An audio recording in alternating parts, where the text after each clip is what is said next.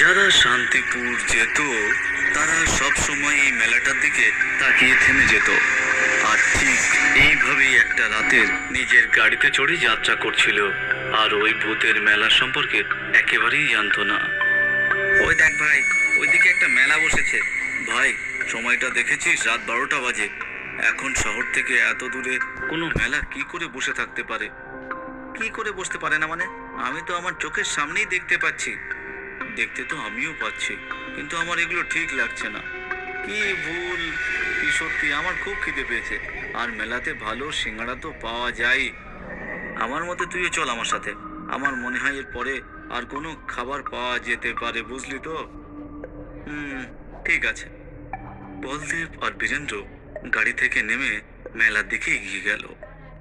যখন তারা মেলার গেটের দিয়ে ভেতরে ঢুকলো, ওখানে দাঁড়িয়ে থাকা সব লোক তাদের দিকে তাকিয়ে থাকলো। এটা অদ্ভুত। যাই হোক, লোকেদের দিকে খেয়াল না করে তারা দুজন খাবারের স্টলের দিকে গেল। দাদা, চিকেনের কি আছে? চিকেন চিলি, চিকেন তন্দুরি, পরোটা চিকেন, চিকেন বিরিয়ানি। আমার জন্য একটা চিকেন বিরিয়ানি আর একটা তন্দুরি। বীরেন্দর, তুই খাবি? আমারও বিরিয়ানি চলবে। ঠিক আছে। বীরেন্দ্র ওই দোকানদারকে খুব ভালো করেই দেখছিল। হোটেলের লোকটা খুবই অদ্ভুত ভাবে হাঁটছিল। বলদেব, ওনাকে দেখো, কি রকম অদ্ভুত ভাবে হাঁটছেন। হ্যাঁ, হতে পারে ওনার পায়ে চোট লেগে আছে। হ্যাঁ, তাও হতে পারে। এরপর বীরেন্দ্র অন্য লোকেদের দেখতে থাকলো। তারা সবাই কোনো না কোনো আলাদা পদ্ধতিতে খুঁড়িয়ে হাঁটছিল। কিছু তো কখন আছে ভাই। কি হয়েছে আবার? এখানে সবাই একইভাবে চলছে কেন? বলদেব দেখতেই যাচ্ছিল। এমন সময় হোটেলের একটা বিরিয়ানি নিয়ে চলে এলো।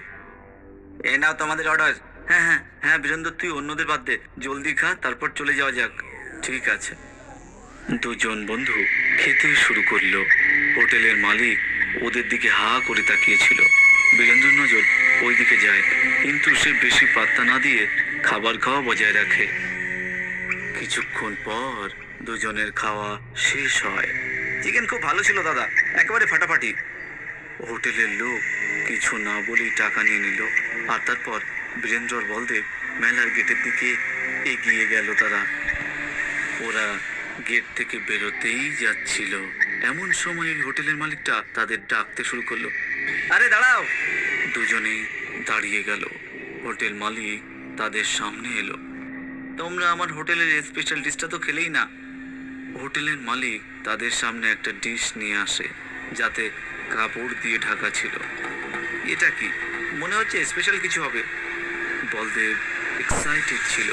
সে যেই প্লেটের ঢাকা কাপড়টা উঠিয়ে ফেলে, তখন সে কথা হারিয়ে ফেলে। আরে না না, ওই প্লেটে ওই হোটেলের মালিকেরই মুন্ডু ছিল। দুই বন্ধু পালানোর চেষ্টা করছিল, কিন্তু আশেপাশের সব লোক তার দিকে এগিয়ে আসতে লাগলো, আর সব লোক ভূতে পরিণত হলো।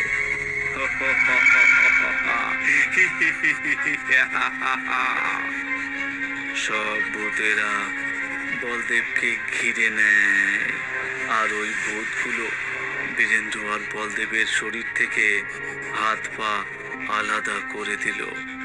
ভূত তাদের মাংস খেতে থাকলো, আর দেখতে দেখতেই বীরেন্দ্র আর বলদেব শরীরের সবটুকু হাড়ি থেকে গেল।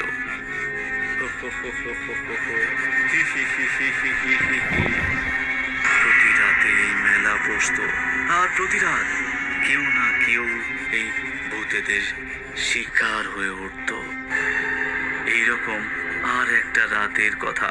শিখা একা নিজের গাড়িতে এই রাস্তা দিয়েই যাচ্ছিল। মেলা জাঁকজমক দেখে সেও দাঁড়িয়ে যায়। সে নিজের স্বামীর সাথে ফোনে কথা বলছিল। আরে বিক্রম, এইখানে গ্রামে একটা মেলা বসেছে। এত রাতে কি করে কোনো মেলা বসতে পারে? আমি কি করে জানবো? আমি তো সামনেই দেখতে পাচ্ছি। ভালো হয়েছে, এমনিতেও তোমার খুব খিদে পেয়েছে, আর মেলায় কিছু না কিছু খাবার জিনিস পাওয়া তো যাবেই। হ্যাঁ, অবশ্যই। তাহলে ভেতরে যাও। ঠিক আছে। শিখাও গাড়ি থেকে নামলো, আর মেলার গেট দিয়ে ভেতরে চলে গেল। যেই না সে ভেতরে গেল, সব লোক হা করে তাকে দেখলো। তখন সে বিক্রমের সাথে কথাই বলছিল। এখানে সবই খুব অদ্ভুত। কেন, কি হলো? সবাই খুব অদ্ভুত ভাবে আমাকে দেখছে। তোমার তো সব সময় মনে হয় যে সবাই তোমাকেই দেখছে। নিজেকে হিরোইন ভাবো না কিনে। এরকম ব্যাপার নয় বিক্রম, কিছু তো একটা গড়বড় আছে। দাঁড়াও, আমি তোমাকে ভিডিও কল করছি। শিখা বিক্রমকে ভিডিও কল করলো। দেখো, আমার পিছনে যে মহিলা রয়েছে, সে চোখের পাতা না ফেলে আমার দিকে তাকিয়ে আছে। আর ওই লোকটা? তুমি এসব ছাড়ো, তাড়াতাড়ি খাবার কিছু নাও আর ওখান থেকে বেরিয়ে পড়ো। হ্যাঁ, হয়তো সেটাই ঠিক হবে। শিখা একটা স্টলে গেল। দাদা, একটা তাওয়া পোলাও প্যাক করে দিন না। ঠিক আছে। কিছুক্ষণের মধ্যেই ওই হোটেলের মালিক শিখাকে পার্সেল দিয়ে দিল। শিখা তখনই বিক্রমের সাথে ভিডিও কলে কথা বলছিল। শিখা দোকানদারকে টাকাও দিল আর গাড়ির দিকে এগোতে থাকলো। কিন্তু সে হোটেলের গেট ক্রস করতেই যাচ্ছিল, এমন সময় হোটেল মালিক তাকে ডাকলো। ম্যাডাম! শিখা দাঁড়িয়ে গেল। আপনি আমাদের স্পেশাল ডিশ না খেয়ে যেতে পারবেন না। হোটেলের মালিক শিখার সামনে একটা প্লেট আনলো, যার উপর কাপড় দিয়ে ঢাকা ছিল। বিক্রম, দেখো এখানে কিছু স্পেশাল মনে হচ্ছে। বিক্রম ভিডিও কলে সব দেখছিল। শিখা যে ওই কাপড়টা সরিয়ে দিল, সে চিৎকার করে উঠল। প্লেটের উপরে হোটেল মালিকের মুন্ডু ছিল, যে হাসছিল। রান শিখা, রান, রান ফাস্ট, রান শিখা!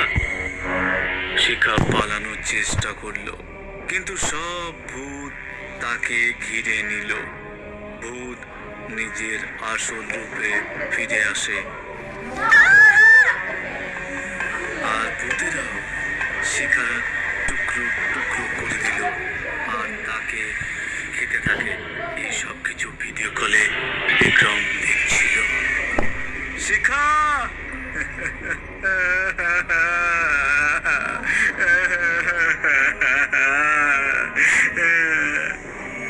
পরের দিন যখন বিক্রম ওখানে পৌঁছালো, তখন শিখার গাড়ি আর তার শুধু হাড় ছিল।